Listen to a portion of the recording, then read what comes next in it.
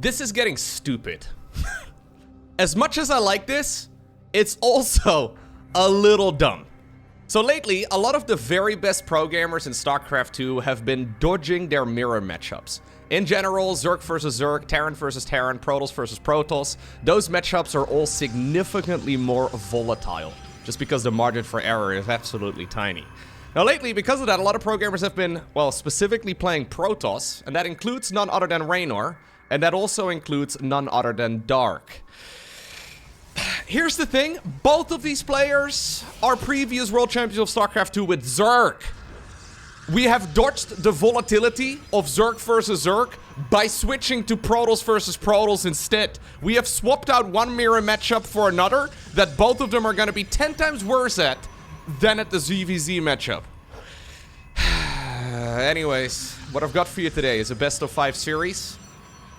I don't know if we're going to be playing Protoss the entire way through, but it's potentially going to be a Protoss versus Protoss between 2 Zerg players. This is honestly a little dumb. So the way it works in StarCraft, right? When you make a custom game, you select what race you want to go ahead and play. And while the game is ticking down, so there's like a 10-second countdown when you click the start match button, for a few seconds still, you can swap out your race. I'm just wondering if at some point we're going to get into like a weird, I don't know, Zerg, Protoss, Terran chicken, right? Almost like a weird rock, paper, scissors, where you're like switching at the very last second to you, and you actually have to pay attention to the loading screen as to what race your opponent is going to play. This is from the Lilu Cup, which is a $7,000 tournament. So it's actually a substantial amount of money. It's from the playoffs of that particular event. These guys are playing serious StarCraft. They're not just messing around. I mean, both of them are, I guess you can say, very financially successful when it comes to playing StarCraft. I mean, both of them have done very well for themselves. But this is the type of series where they aren't just playing for fun, right? There's not just $100 on the line and, you know, it's going to be $60, I don't know, first place, $40 second place, right? Whoever cares. Like, it doesn't really matter. This is a serious event. This is a real tournament where both of them really do have to try and obtain the victory. But it is very funny to me that we have swapped out Zerg versus Zerg, because both of them wanted to play Protoss versus Zerg instead, so we end up playing Protoss versus Protoss. Now, I am very familiar at this point with Reynor's Protoss. He's been doing that quite a bit. I've only seen Dark play Protoss a handful of times. The thing is, right, so in general in StarCraft, as we have both of them going for a Stargate build now, in general in StarCraft 2, if you are, say you're a Terran player, if you play Terran versus Protoss all day, every day, your Protoss versus Terran is going to be good as well, right? It's the matchup that you have played a million times before. You've just played it from the other player's point of view. Protoss versus Protoss is very far from what both of these guys generally do. I'm sure they're going to still be excellent. Both of them would still, with a little bit of practice, rank in like the top 10 of their respective ladders. I have no idea how comfortable they are, though, in this particular matchup. If I were to be picking a favorite, this is a cute little move. If I do have to pick a favorite here, I guess, since most of the European ladder is Protoss, I mean, you can kind of make a similar argument as well for the Korean ladder, but a lot of the European end of things is currently Protoss. If Reynor ever ladders with Protoss, he's also undoubtedly running into at least like 50% PvP, so Protoss versus Protoss. So at least he should have some practice in that particular respect, but most of the time they only practice for the one matchup that they're trying to get. Ultimately, though, this is kind of cool as far as like progression goes, right, for the different levels of pro gamers. Alrighty, so we've got ourselves a Oracle start here for Dark, who was the one with a later Stargate. Reynor has decided to go Phoenix right now into a Void Ray, really just trying to stay alive here and play super safe. Few Adepts, though, here of the Zerg player from Korea have slipped through the wall, and those Adepts are going to deal some damage. In the meantime, we have 2 over here as well now inside of the main, and this is starting to hurt. Oracle for Reynor did go across the map. Oracle right here in blue should be picked up relatively easily. And even though this has been a very passive start across the board, suddenly they tried to throw the kitchen sink at one another. And ultimately you end up with a very similar amount of kills. Now, one thing Dark did is take the gold base rather than the low ground expansion. This base over here got delayed a couple of times, so he decided to just take the gold base instead. It's pretty far away. Zerg players are obviously, well, used to fast-moving units. The Protoss army is way slower than the Zerg army across the board. Ultimately, though, even though currently Dark does have less workers, the golden minerals should make up for most of that difference. Both players now making the transition as well towards a more conventional follow-up. That is going to be the Blink. And I guess, by the way, that Void Ray... Yeah, the Void Ray got cancelled right there for Reynor. So just really trying to play it safe. Alrighty, so Protoss versus Protoss. It's actually a very complex matchup.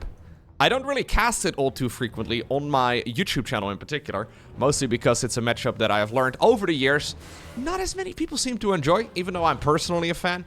Just one of those things where a lot of people will... Well, I guess in general the mirror matchups in StarCraft are just a little bit less popular across the board. Dark Shrine on the back of this though right now for Reynor, who's gonna follow up a delayed Blink with some quick Dark Templar. Dark certainly has an opportunity to be aggressive if he wants to be. He hasn't really made nearly as many workers, though, here as Reynor, and he's still quite far behind in that particular respect. Now, for most StarCraft tournaments, by the way, you are free to switch race after the game if you want to. So it's not like you're locked into a race for the entirety of the series. You can usually swap. The main problem is, of course, how do you do map vetoes, right? So that's one of the questions you gotta ask yourselves. So if you're doing what these guys probably assumed was gonna be a Zerg versus Zerg, and you then do map vetoes, and it turns out to be a Protoss versus Protoss, I guess in that particular example, maybe it doesn't matter that much, but map vetoes are quite important for a series of StarCraft, because some maps are just simply better for Protoss than they are for Zerg, some maps are better for Terran than they are for Protoss, right? And some maps are better for Zerg than they are for Terran. It's an interesting setup. When you can switch freely, what exactly does it mean? Stasis Ward over here does get denied. We also do have a few Adepts, though, now in the mineral line here. Reynor trying to just get as much damage done as possible. And so far, this is looking pretty good here for our Italian player. Dark Templar are being warped in. Where are they being warped in? Far bottom left. Reynor trying to see if he can run those on over towards the golden mineral line. Protoss obviously in blue, very disconnected. He no longer has that Oracle either for Revelation. So Dark does not have any detection whatsoever.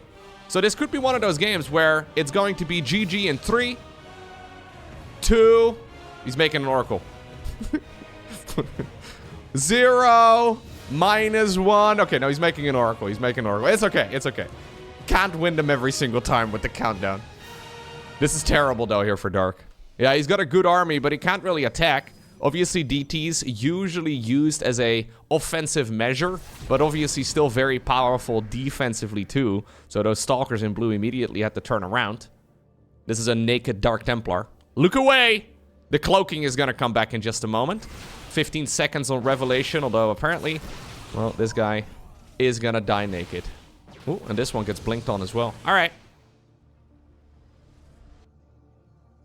So ultimately, Reynor's advantage here is just growing. He's now taking that pocket expansion as well on Neon Violet Square. There's a free base over there in the top left-hand corner. There's obviously one as well mirrored in the opposite area of the map. I mean, I don't really absolutely hate this position for Dark. It's just that he's just in a deficit in basically every... Like, it's a slight deficit, but he's at a deficit in basically every pillar of StarCraft 2. With one good engagement, though, this can still come back. This can still come back his way, that is. Bunch of probes going down again. Oracle there in red being very annoying. Oracle in blue is gonna go down. That was once more the only detection, I think. No, we have an observer right now for Dark as well, making its way back home very quickly because he realizes that he needs it home in case the opponent decides to once more warp in some DTs. Stasis Ward is gonna be the weapon of choice. Probes are gonna try and see if they can, knock it down, but one of them was kind of derping a bit. So this is really going super smoothly here for Reynor. I don't think he can really... Like, it's all small victories, right? But generally in StarCraft 2, those small victories, they add up over time, and suddenly you find yourself with a massive advantage. His army is not really looking that much bigger, though. No, not just yet. And the one thing that I do really like here for Dark is that he did get the charge research. So charge really does make everything easier, especially if you're fighting in an area where your zealots can actually go around. Stasis wards have been set up defensively again, though, too, for Reynor. So he's going to try and see if he can just take a fourth base. I'm a little surprised we see both of them playing macro. I kind of assumed that we would be seeing something a lot more aggressive from the both of them.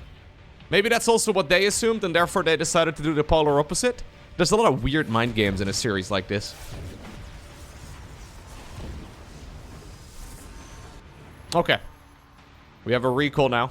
Observer needs to be back home. The Dark Templar are always just being a nuisance. Dark decides to just add on another observer. And really, those golden minerals have really been his saving grace, because his economy has not really been, hurt nearly as much as you would imagine. He's lost a lot of probes. He's not really dealt that much damage, but maybe he can, he can change that right now. Big Zealot Warpin inside of the main base here of Reynor. He does have most of his Stalkers still at home.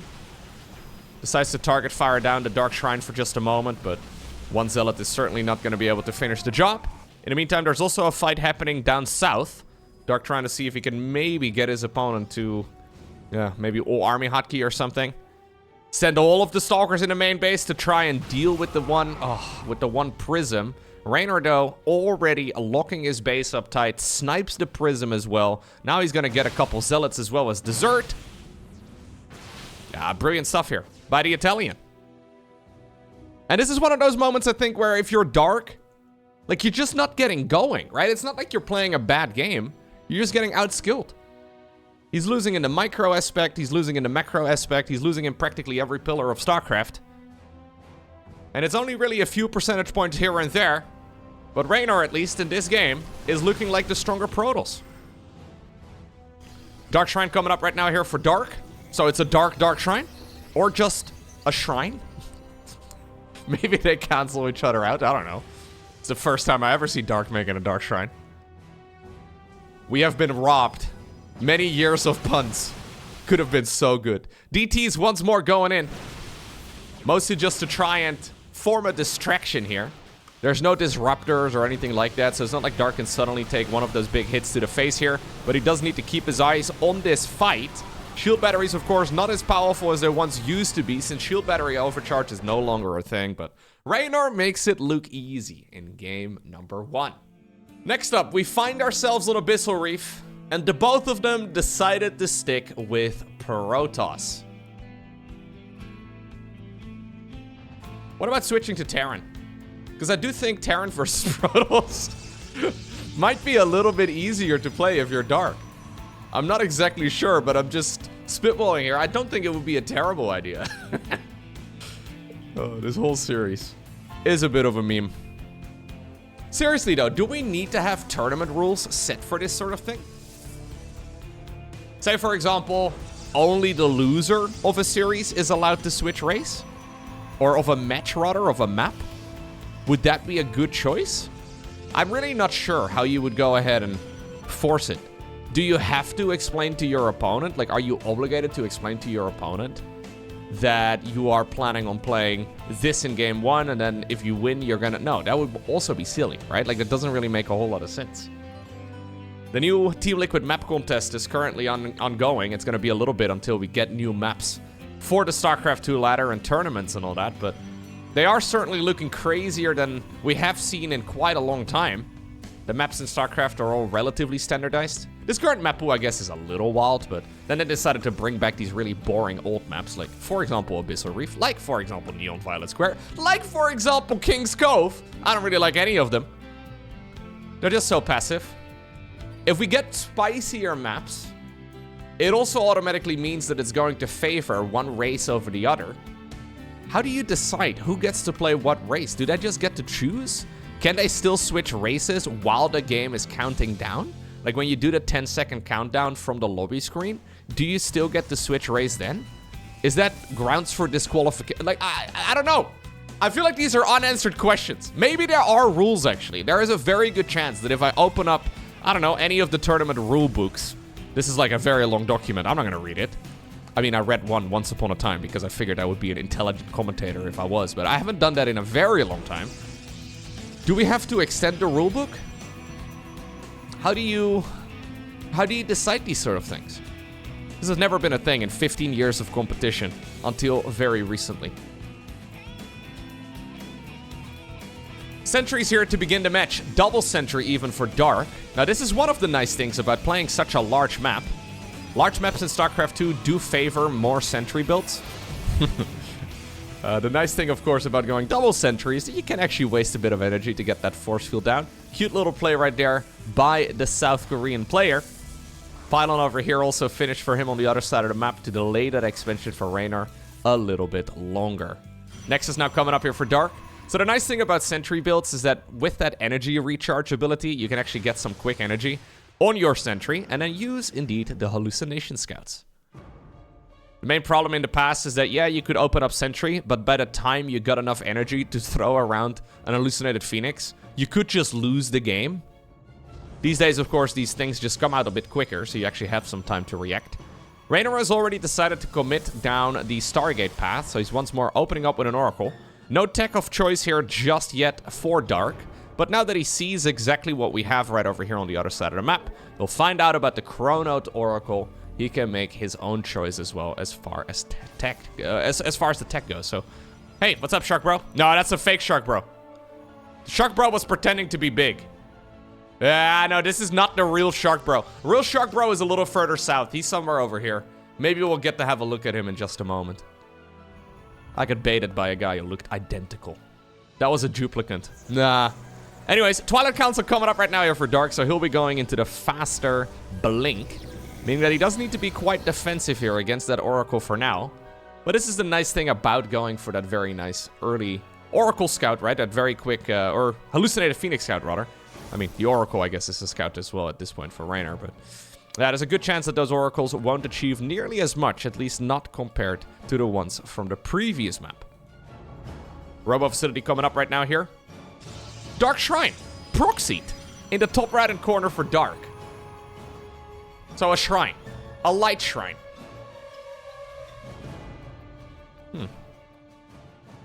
It's one of those things where if you're not prepared for it, it can just wreck your game. Obviously, the Oracles, though, can be used for Revelation. We also do have a Robo Facility here.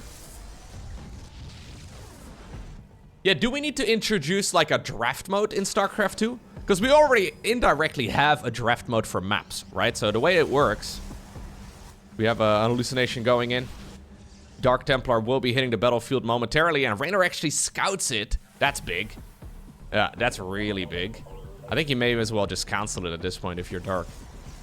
Anyways, we already have a draft mode in StarCraft 2 in the form of maps. So the way that it works is if you have 9 maps in a map pool like we have right now, and you're playing, say, a best of 5, both players take turns in vetoing one map at a time. And then usually you continue taking turns until all 5 maps are chosen. Nice little force fields here. Make it a bit easier to clean all of this up. Dark Shrine, by the way, does finish. Do we have to add a draft mode as well for the different races the opponent can play?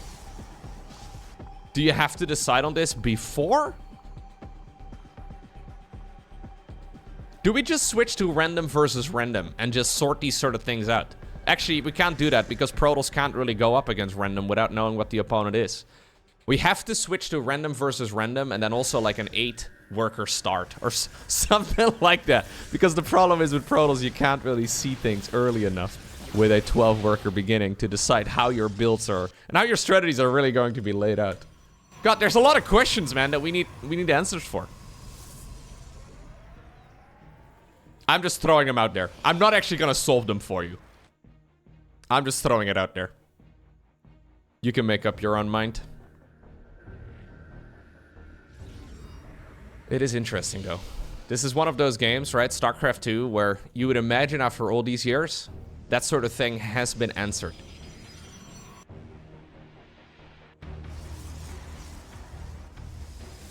But as far as I know, there are no clear-cut rules. Well, it's going to be a Twilight Council right now, eventually here too for Reynor. Starts up a second Forged as well, and this is the problem with these large maps. Much like the previous one, they're just so freaking passive. As much as I enjoy a macro game from time to time, and you can tell that the pro gamers do as well, these large maps just really discourage active play.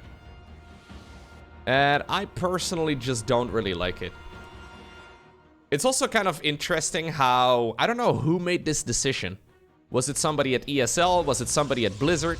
I can't tell. So with the new map pool, we got 6 new maps from the map tournaments that are going on in StarCraft 2 all the time. And then 3 really old ones. Why in the world did we decide on these 3? They're fine, but they aren't the ones that I would have chosen. I like the idea of bringing maps from the olden days back, but I'm already getting a little bit tired of them again. Okay. Templar Archives is done. So Archons are going to be a weapon of choice as well. Charge coming up right now for Reynor. He decides to skip the blink for now, although we'll probably still see that in a moment. But we're going to go into charge. A 4th Nexus too. 4th Nexus will probably be coming up as well momentarily on the other side of the map. Although Dark is thinking about actually going for a bit of a push. So he's got the Dark Shrine still around. Mostly just using it here after it's got scouted here to just make a bunch of Archons. No Dark Archons, or as Dark likes to call them, regular Archons. Although also not regular... There are regular Archons, but no Dark divided by Dark Archons. You know what I mean? Anyways, he's going to be able to get a couple of those going as well. These Reynor Stasis Wards, though, are really, really handy. And if he runs in, which he does, it's going to delay any attack. Yeah. The double Darkons. The Dark Shrine. I mean, I guess the Dark Shrine is just a Dark Shrine. Does Dark live in a Dark Shrine, you think? Hallucinated Archon? Really? That's one way to do it. Okay, he wants to see if he can get a kill on this base, but I'm not so sure if this is the right play, man. There's so many Immortals for Reynor. He's just gonna tear all of this apart. Immortals are extremely good against this type of thing. Like, especially if they can get their guns to turn onto the Stalkers. They will just destroy it. Dark is still going to just take a few shots here. Try to see if he can snipe down that Nexus. Big Zealot Warp in the meantime. All of those are coming from the 4th base now as well of Dark, but they have a long ways to travel before they will make their way all the way over here. Trying to see if he can get close to those Immortals here at the bottom of this fight. So far, good control backwards here by Reynor. Nexus has taken a bit of a bruising, but I don't really like this fight all too much for Dark. Here's the Zealots, though. The ones that were being warped in over at the 4th base of Dark. Maybe they can go and get something done. But so far, Reynor's defense is really solid.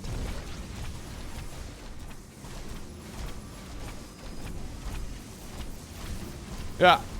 Reynor's going to be able to use those reinforcements of his and also the oracles from the early game to try and keep all of this going. They did once more put down a whole lot of stasis wards, though. Yeah. Looking at Dark, like thinking about it, Reynor in my mind, yeah, he could be a Protoss player. But the way that Dark plays Zerg does not translate at all to anything else StarCraft. He plays a relatively messy and chaotic style, right? And Zerg really is well suited to that. I feel like Protoss just doesn't really suit Dark very well. He's good at it, but it's just a little too clean cut, you know? It's just... He's not playing bad. I just feel like it's a bit uninspired when you compare it to his Zerg style. Well, he decides to go into Disruptor, so it looks like we're going bowling. More Robo Facilities coming up. Robo Facility 2 and 3. Dark is gonna try and bring the balls out. That is something Protoss players like to do a lot. I know I don't cast a ton of PvP, but in case you're unfamiliar, that's what Protoss players like to do when they're playing against one another. Yeah. They start bowling. And it's an acquired taste.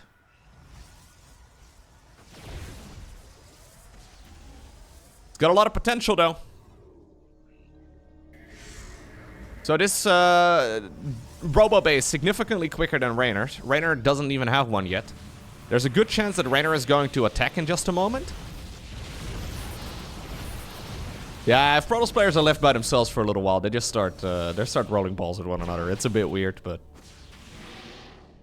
it's okay. They can do whatever they like. Here we go. Dark making 3 of them at once. Zealots once more in the main base. I actually think we should delay this sort of thing.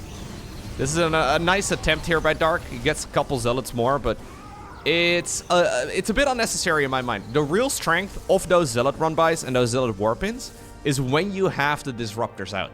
Because the Disruptors are very attention-hungry, right? If you're playing against Disruptors, you need to be looking at the Disruptors of your opponent all the time. Because otherwise you might accidentally take balls to the face. And unless that's what you're looking for, that's usually when the Zealots are very dangerous. Now, Reynor decides to actually skip the balls altogether and go straight towards a fleet beacon.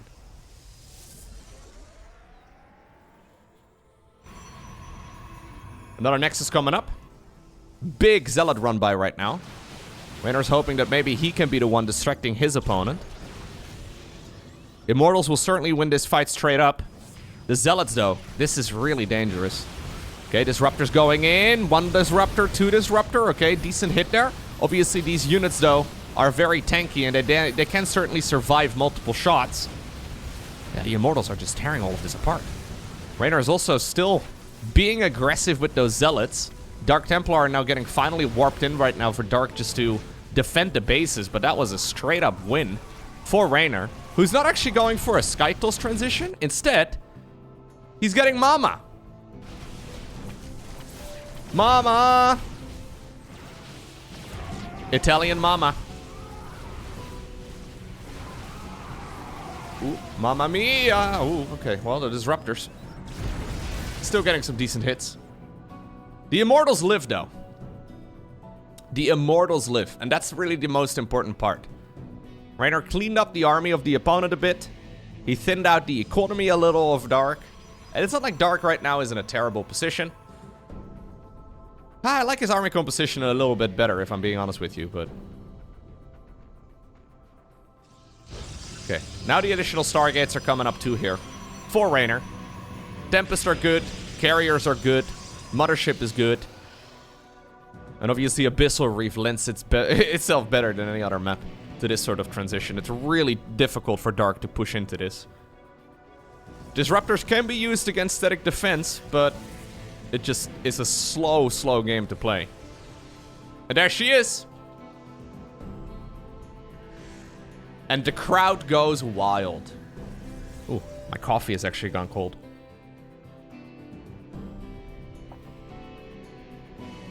Italian Mama would not be happy. Okay. Yeah, he's just gonna go straight into carriers. Finally, we also have the Blink coming up. No, I didn't waste the coffee. Of course I didn't waste the coffee.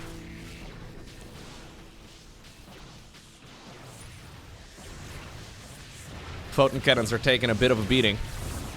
But ultimately... Yeah, Dark, I mean, he's kind of getting surrounded a bit. Nice little fight here for Reynor, who is forcing a recall on some of those troops, but he got a sandwich and a time warp down. Dark is maxing out again, and he is maxed now, right? So he's got a good army, but it's Stalkers and Disruptors, and Reynor has got a much more sophisticated army. I like this sort of ball a lot more. He's hiding the carriers for now. He should really be starting up. Yep, there it is. The +2 flyer attacks. +2 air weapons for Protoss is massive, specifically with carriers. Like any sort of upgrade really does benefit carriers a lot, but especially the +2 just seems to make them a lot more lethal. And Reynor seems to be hiding them for now. Just hiding them in the background. Not showing them off too Dark. He doesn't mind losing some supply here, because it means that he can actually make more carriers. Yeah, so Dark is kind of stuck here at like a mid-gamey army. And in a good fight, he can still win the game. But he really needs to start making a transition of his own towards a much more sophisticated ball of his own. Because Disruptors aren't going to kill carriers. Stalkers kind of can, but Reynor decides to recall. Okay, he's recalling towards the main base right here of Dark. What's up, Shark Bro? Different Shark Bro, but you are covering my screen. It's okay, I love you. Say it back! Okay. Oh, no, he doesn't. He doesn't say it back. Immortals are actually tearing a lot of the base, though, of Dark apart now. And this is when the carriers first get revealed. And that's gonna push back that entire army in blue. Looks like we already did have a recall again. Mama decided to go back to the Nexus. Dark is forced to retreat. Lost supply is being replaced by higher tier units. And Dark is doing the same thing, but with low tier units. Now he decides to fire up the Stargates. Now he goes into a fleet beacon. He goes into the +1 air. He adds on 5 additional gateways. But this all feels a little bit too late. Can I find Real Shark Bro? Real Shark Bro is somewhere over here. Maybe he's further down. Is that a shadow? Yo, can we send the Oracle over here? I'm looking for Shark Bro. I need vision of this part of the map. Oh, maybe the Zealots can make me hunt it down. I don't think the one in the main that we just saw. No, I don't. This is, nah. A real Shark Bro. This is like his little brother. A real Shark Bro is much closer to the surface of Abyssal Reef. Zealot run by here for Dark.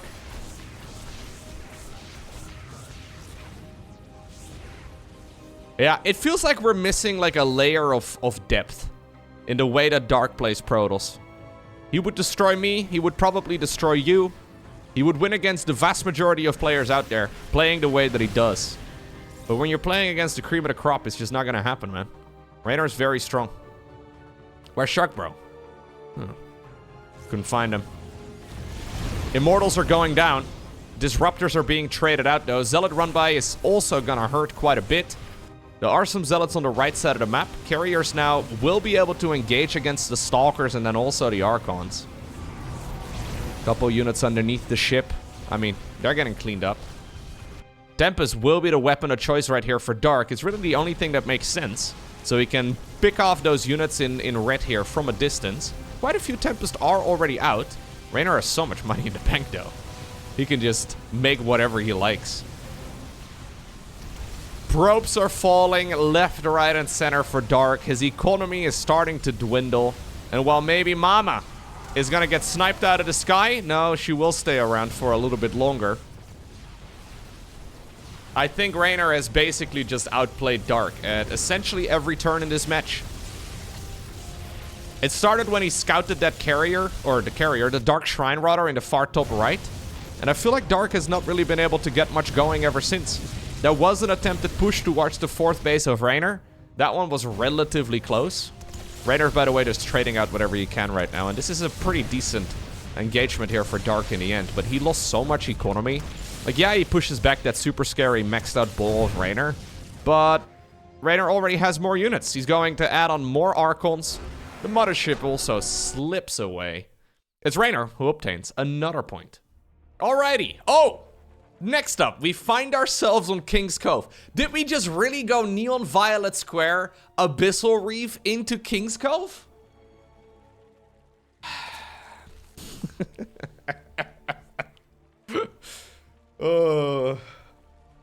Yeah. Like, the players are free to choose whatever map they like.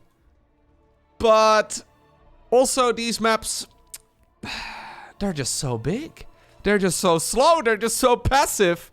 Anyways, apparently Dark is no longer enjoying the way that his Protoss is going. Nah, he's not really liking it much anymore. It seems like Reynor is just the better PvP player. And it could very well be because of the European server. The European server is very Protoss dominant. I don't know the exact numbers, but at some point I know there were like, I think it was like 163 out of the 200 Grandmaster positions were taken by Protoss players. Now, you gotta take that with a grain of salt, because not everybody plays a ton of ladder, especially now at the pro level, and the difference between the number 200 in Grandmaster and, like, the number 1 in Grandmaster is staggering. Just the skill difference is huge.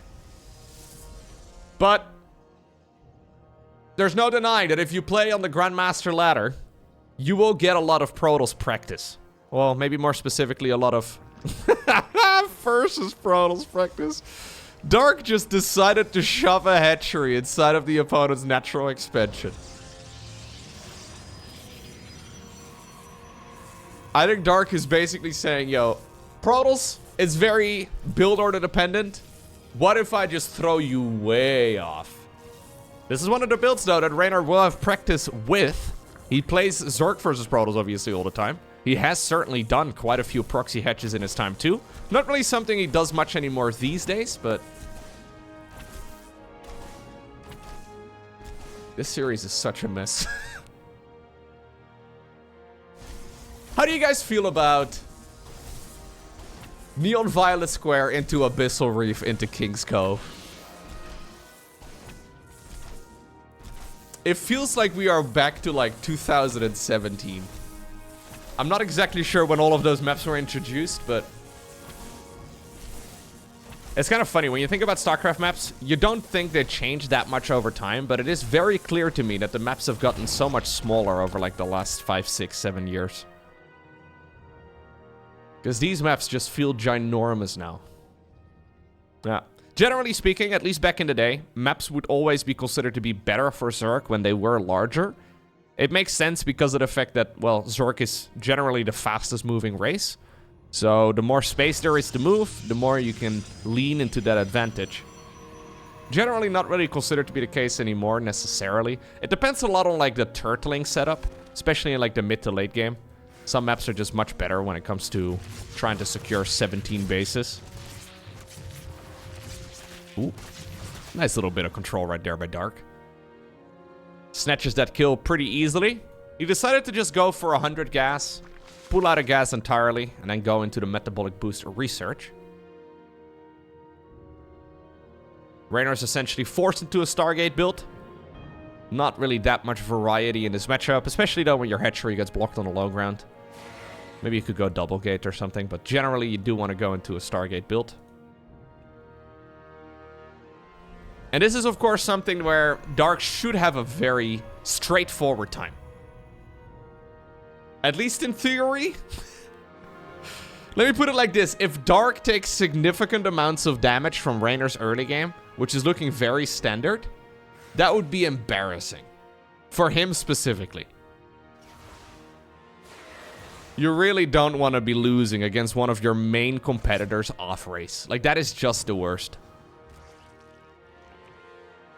Now, Reynor's PvZ is considered to be very good. So this is by far his best matchup with Protoss. His PvP was decent, as we just saw. His PvT is considered to be quite good as well, but his PvZ is where his Protoss really shines. And this is specifically why he's been practicing Protoss. Because he doesn't really want to play the Zerg versus Zerg matchup as frequently. That's obviously why we ended up in the scenario that we were in game number 1 and 2. This is why Reynor decided to pick Protoss in the first place.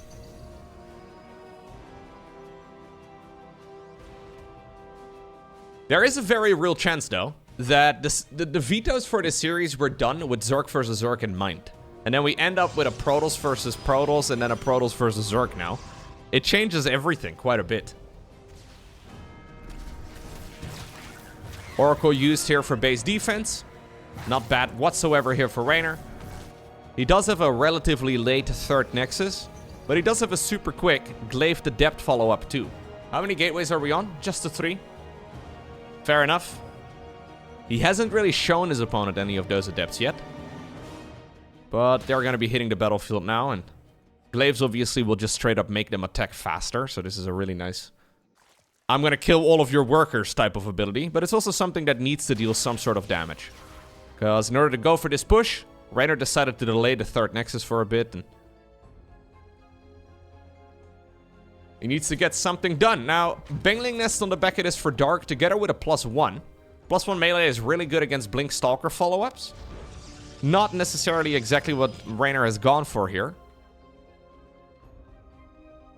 He's actually waiting until Resonating Glaives is done. Maybe he wanted to get one more warp in? Yeah, that's what we're doing. One more warp in and then send everything? This is like 10 adepts, 11 adepts. Quite a lot.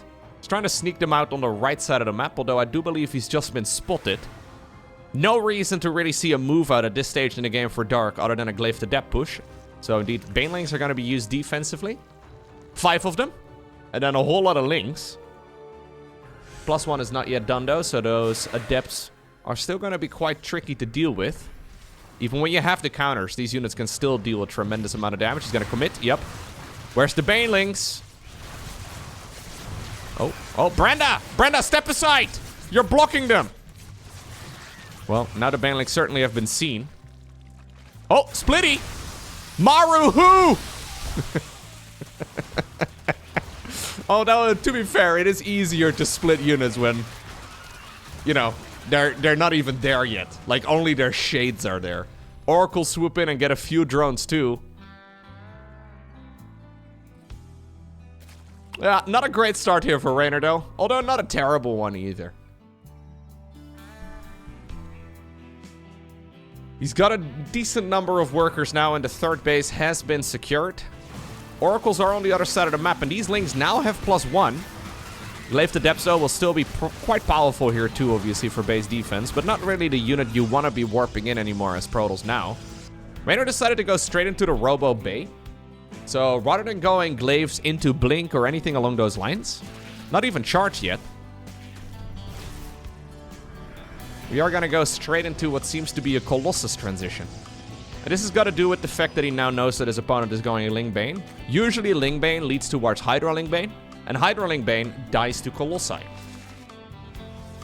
Now usually Hydra Lingbane leads to Lurkers, and Lurkers are very strong, of course, against, well, really any sort of Protoss army, but specifically Colossus. If you go Lurker into Viper against Colossus, then a Colossi can just get abducted pretty easily. That's exactly what Reynor is fully aware of too. So he's going for a pretty fast transition here. These Colossi are earlier than you would normally expect them. Generally, we see additional Twilight Council upgrades before making this transition. It means that if Dark wanted to go for like a big +2 timing attack with Baneling speed and full Hydra, he is likely in for a nasty surprise. He's gonna see this base now. How many Colossus can we get out before that point? That's the real question. Need to start up another one. Yep. And he does. Nice movement here by Reynor. This will still be scary, though. Hydras don't mess around. This is basically Dark having full damage and 0 survivability. So that's the plan. We're just gonna basically make a tremendous army here and try to get this fight over with as quickly as possible. Generally, the longer the fight goes, the better it's going to be for Protoss in this sort of circumstance. Because it means that the Colossi and these tanky units can just live for longer. Stasis wards are super good. If they can delay this push, that could be massive. All of it is finishing now, though. This is coming together here for Dark in just a few seconds. He's making mass Baneling, and he is ready to start rolling through as many of these Protoss units as possible. Range for the Colossi, just 10 seconds or so away now from finishing. We have a lot of energy as well on the sentries. I wonder if you should just evacuate this base altogether. Well, here we go. Force fields are being planted down. Probes are indeed going to be one of the targets here for the Zerg player. These workers should have run on over towards the high ground. Can he kill the Colossi? No, not really. But he's going to try and see if he can kill the Nexus, and that one will indeed go down. Okay. Yeah. I don't really hate this, to be honest, for Reynor. Well, I do hate the positioning of this Nexus, but that Nexus is way up. Definitely mispositioned. I think if he saved all of the probes there, it would have actually been really quite fine for him. Dark will probably just rinse and repeat from here. Yeah. We're going to try and do more Hydraling Bane. We're going to do the same thing. Except maybe get some Dropper Lords. Yeah, a couple Dropper Lords in the mix. Go for a round of Dropper Lords into the opponent's mineral line too. Quite a powerful choice. I think the Nexus, by the way, did get replaced. So Reynor did position it in the right place, but it means that he needed to cancel it and just restart. And that suddenly makes all of these attacks here from Dark a lot more reliable. Now this is going to get walled in. Hydras can clear that pretty easily. But again, Dark is really just trying to hit his opponent as quickly as possible. He doesn't really want to give too much time here. Oh god, we're even using Banelings to kill rocks. A little ambitious. Fleet Beacon coming up for Reynor. If he can get a Mothership out, that would be massive. Zerglings will try and work on all of this. Colossus, though, are a necessity. Lings are, running in. One Baneling managed to slip through the cracks still. Makes its way to the mineral line, but so far the majority of the workers will stay alive. We have a recall towards the natural expansion. Reynor decides to send in the Colossi. Stasis wards! Woo! Great work right here by Reynor, honestly. Very well done. He needs 400 minerals, 400 gas. Potentially, I don't know, like a couple High Templar too, right? Like something like that would be amazing. It's gonna be an Ultra Cavern right now here for Dark, together with a Nidus network. Adrenal Glands coming up, +3 for the melee units. +1 armor as well for the eventual Ultralisks. Although obviously all these other units also benefit from it. I mean, the longer that this goes on, the better it will be for Reynor. There's the Mama ship. If he can get that out, I think he can seal this deal. He decided to re-wall not the natural expansion, but instead the wall off here instead. So like this ramp section.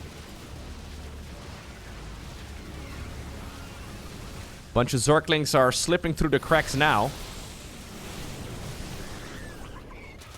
Main base in a bit of trouble, but he was already prepared against a potential Muta transition. More Zerglings run up towards the high ground. Charge, by the way, only just now fired up. That feels very late to me. Reynor still has more workers, though, than the opponent. He decides to go for a Tempest. Lurkers are coming up. Chitinous plating begins here for Dark. Yeah, this could turn into one of those scenarios where Zerg is winning every battle, but then ultimately loses the war. Because he's taken a bunch of damage, Reynor that is, but nothing significantly so. His worker count is still fine. Dark has thrown so much at all of these walls that the cost-inefficient trades are really starting to add up now. Although it's still okay. This is still very playable here for Zerg, of course. But the longer that this goes on, the more I like it for Reynor. He's just got a much more sophisticated army. We do have Ultras coming up. No council on that Nexus, so that's 400 minerals down the drain. Nidus Worm goes up inside of the main, and Zerglings are already waiting. Bunch of force fields will prevent these Hydralisks from escaping. Zerglings down towards the bottom of the map. Nidus Worm inside of the main base is gonna get denied before Zerglings can really escape. Maybe this now opens up the door, though, for the Banelings to run in. Looks like the Banelings will get denied, but that's still 13 probes going down here. Few of the Zerglings also decide to burrow underground, although they did get spotted. There's more over here, but they still have revelations on them.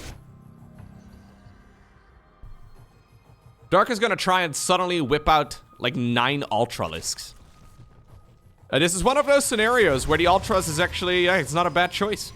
We only have, we have 0 Immortals. I was assuming Reynor had at least 1, but he's got no Immortals whatsoever. That's really the unit that is needed here for the Zerg to be countered. So if Ultras can suddenly appear, they can actually tear this entire Protoss player apart. Props to Dark. I really thought Dark was pretty much out of the game. A few minutes ago, it was starting to look pretty dire. But he's making all these transitions right at the perfect time. He needs to also have detection. The Overseer really is the only thing that he's got. Decides to siege it up. I wouldn't even mind if Reynor decided to target fire it down. But here go the big Trompas. Decides to activate the cloaking. Additional Overseers come in. Storms are gonna be a necessity, I would imagine, but what do you storm? You gotta be careful you don't accidentally destroy your own units. Chomp, chomp, chomp, chomp, chomp, chomp, chomp. Yeah. And this is exactly what I was trying to say in the previous game. Zerg just suits Dark so nicely. This playstyle from the Zerg player didn't even really make a lot of sense, but he gets the job done regardless because Dark is so good at making those weird decisions at the perfect time. Okay, so we once more have a Protoss versus Zerg. But now it's Dark playing Protoss and Reynor playing Zerg. They decided to switch. Maybe this is like a gentleman's agreement, you know? Series started off with Protoss versus Protoss. Protoss versus Protoss in game number 2. And then Reynor playing Protoss in game 3. Dark playing Zerg. Now we have Reynor playing Zerg in game 4 and Dark playing Protoss. Gotcha. Now this makes perfect sense. Follow-up question. If this is a gentleman's agreement, is it okay to break the agreement? I mean, that's a real prick move, but I could see some players that are in this series right now potentially breaking such agreements. I don't know, it just seems to be entirely within character. Anyways, it is funny, man, to think about all of these different threats that are going on outside of the game itself. In my mind, yeah, I really hope Dark wins this, so we go to a final game in this best of 5, and that'll be a Zerg versus Zerg, right? It has to be. At this point, it has to be. That would be glorious. So let's see how good Dark's Protoss versus Zerg truly is. He's going up against a world-class Zerg. I've seen him mess around with this a little bit in the past. But Reynor is genuinely amongst the very best in the entire game. One of the most talented players of all time. Very high highs and very frustrating lows for Reynor, though. Quite a storied career, actually. It's funny, because a lot of the players that I cast, like, for example, Reynor, he's still young. Like, he's like in his early 20s, right? Like, he's not an old player at all, but I've been casting his games for such a long time. There's so much history. Reynor, in general, is very much so one of those players who peaks when he really puts in the work. But he's also somebody who can't constantly be putting in the work at 100% effort. There have been a few moments in the past where Reynor specifically moved his computer setup to, I believe, his grandma's place. And he, like, lives over at grandma's for some time. And that's where the very best practice seems to happen. Which is kind of amazing.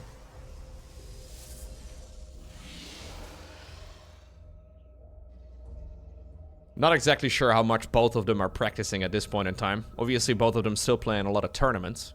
I know Reynor's been playing a lot of League of Legends. I see Dark always online on Battle.net playing Hearthstone, but I know he plays at a lot of events too. And there's a very real chance that for players of this caliber, they don't really need to play very much to maintain their skill level. A lot of their improvements will primarily be strategic.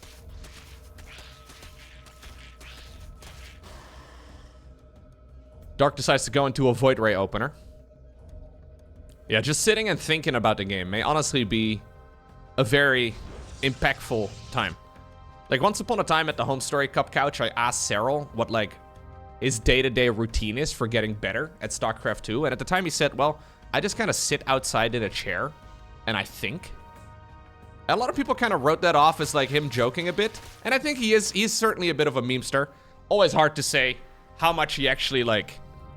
You know, a lot of pro gamers give very memey answers. It's really hard to pinpoint how much of any of the answers are true and how much of it is them just joking, but... StarCraft 2 definitely has a... There's definitely an aspect of philosophy. Yeah, you have to be thinking about the game a lot to be good.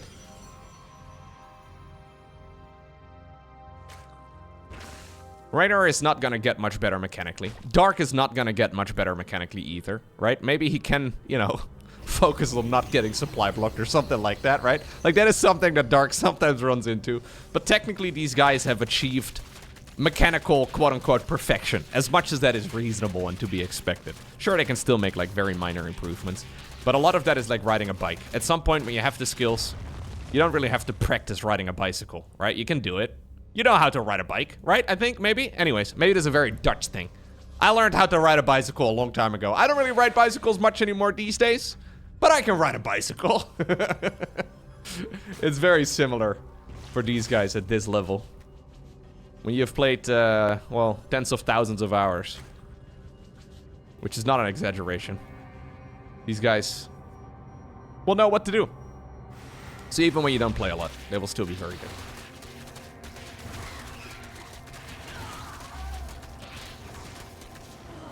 Adepts get intercepted in the middle of the map. And so far, this has been a rather conventional game. Nothing all too weird. Nothing all too strange. Oracle harassment has been shut down. And so far, Reynor has not lost a single drone in this match. As a matter of fact, those two adepts we just saw going down, that was really the proper first blood. Reynor going into the Hydra Link style as well. No +1 melee for him, though. No Baneling Nest. Instead, he put down a Roach Warren, so we may just see like a Roach Hydra base play. There's the +1 missile. Do we see the +1, well, the Roach speed as well? Are we gonna go straight into a Hive and Lurkers? Couple different questions here for Reynor. No, we're just gonna go Hydras, it seems. Okay.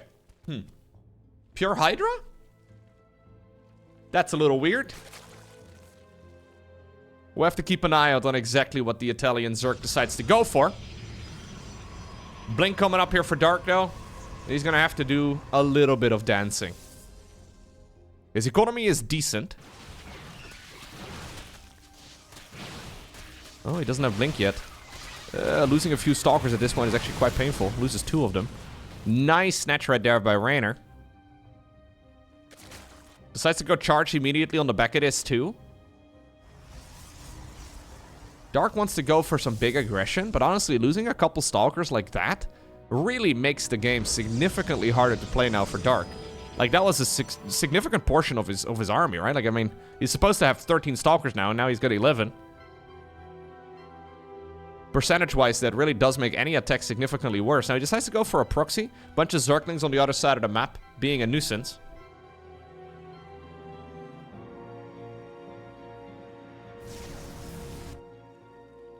Range coming up as well for the Hydralisk. We need a little bit more creep here, although Reynor's only showing a small portion of it. There's additional Hydras coming in. And pure Hydra will definitely beat pure Stalker. Move commanded right here by Dark. Oracle goes down. Yeah, brilliant game here by Reynor. Really hard to find any faults. He's just a little bit faster, a little bit cleaner, a little bit better. I think Dark really should be leaning into that late game Protoss army. I think that late game Protoss army is very, well, very challenging. Let's call it challenging for Zerg players at this point in time. Dark not really aiming for any of that. He's just playing a mid-game push. Maybe he can transition towards late game at some point, but he needs a 4th Nexus. Getting a 4th Nexus up and running at this point in time is going to be really difficult. Reynor is going into a big OV drop. This is essentially just Hydra Link. No Roach Speed, no Banelings, just Hydras and Zerglings. Like it's Brood War all over again. Void Ray has been the most successful unit here for Dark. 5 confirmed kills. Storm is coming up, but Storm won't be even remotely done. Reynor going for the hatchery on the wrong side of the minerals. I hate everything about this hatchery. But I guess it works. I don't know why we're doing this. Maybe if you knock down the rocks or something, it would make a bit more sense. Maybe if you have more creep around, it would make a little bit more sense too. Dark is buying time, but ultimately, Zerg is maxed. And this is a scary army. With Storm, I think this is very holdable. With Colossi, he could also do a decent job. But what if you have, well, Lings and Hydras raining from the skies in the natural? Lings coming in as well, together with Hydras over at the 3rd base to sandwich all of this together. Storm is now 10 seconds away, but already 30 probes have gone down. Dark is floating a ton of resources as well, and I think he found himself outclassed in this final game of the series. It's Reynor who obtains the victory, 3-1 over Dark.